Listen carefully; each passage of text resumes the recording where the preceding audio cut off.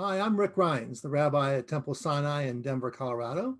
And each week we cover the Parashat Shavua, the Torah portion of the week. This week it's Bo, and it covers the last four of the plagues against Egypt.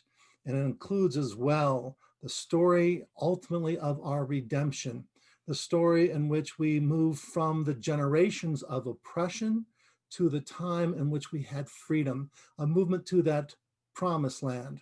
But it's not so easy, because even though we had the original freedom from Egypt, we still had to cross that wilderness to get to that promised land. And that had its own challenges as well. This month of Nisan that begins the celebration of Passover is indicated in the 12th chapter of the book of Exodus. And it says, "This shall be for you the first of the months." So let's talk about that for just a second. This first of the months for us, we might say, wait, is in that Tishrei, in the beginning of the year, Rosh Hashanah. But in the Torah, it also understood that the months of the year are also counted by the coming of spring and of redemption. And that's what Passover is all about. So this will be the first of the months for you. Literally and figuratively, a new chapter for you. Yes, in the fall for Tishrei, we will have the harvest of the crops and a new year for the whole cosmos. But our personal new year is linked to our redemption. And so in the 12th chapter says, here is the beginning of your story, but it's just the beginning of your story. After that redemption, it came to us that challenge that we had to find some way to teach our children. Indeed, in this 12th and 13th chapter of the book of Exodus, it will say that last of the plagues, remember, that last of the plagues was the plague against the firstborn of Egypt. And the only reason that your children were able to survive that is because you had painted the lintels and the doorposts of your house, and the destroying angel, Pasach Abatenu, he crossed over, passed over our homes, and we were redeemed. The 13th chapter says, there's going to come a time in which your children will ask, Mazot, what is this ceremony that you have? What is this lesson that is so important that you need to keep teaching us? That anticipates the time in which generations after the redemption, we have to find the lessons to teach the new generation so that they too feel that they have the strength, they have the understanding, the experience, the wisdom to meet the challenges in their day as well. So here's the thing. It says in that 12th chapter that you're going to have this remembrance, and we will have, I suppose, what would be the earliest version of the Passover Seder. Rashi links this little verse that we have within this 12th chapter of the book of Exodus, this week's Torah portion. He says, when you get to this land, this promised land, this land of freedom, that's when you will have this ceremony in which you will be able to teach all the children. But there was a problem. The Torah anticipated that we'd get to the promised land 1 year after the redemption.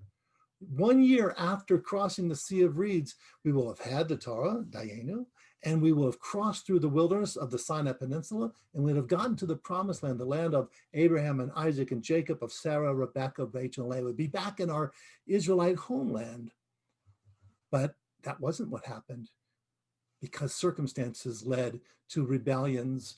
There were failures of hope, failures of conviction, sin of the golden calf. We ended up wandering in that wilderness for 40 years. Rashi made sure that we understood, Rashi, the 11th century French exegete, the rabbi who taught us, he said, there was an anticipation that there would only be one Passover Seder, one Passover ritual in the wilderness, and then we'd be in the promised land.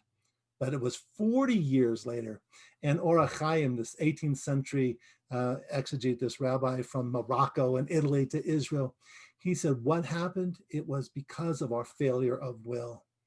It's also, I suppose, the human understanding that we anticipate that once we've gone through oppression, once we've gone through the worst of times, that we think, Ali Ali, income free, I'm home, it's all over, the bad times are gone, a new chapter means it's all free and easy now.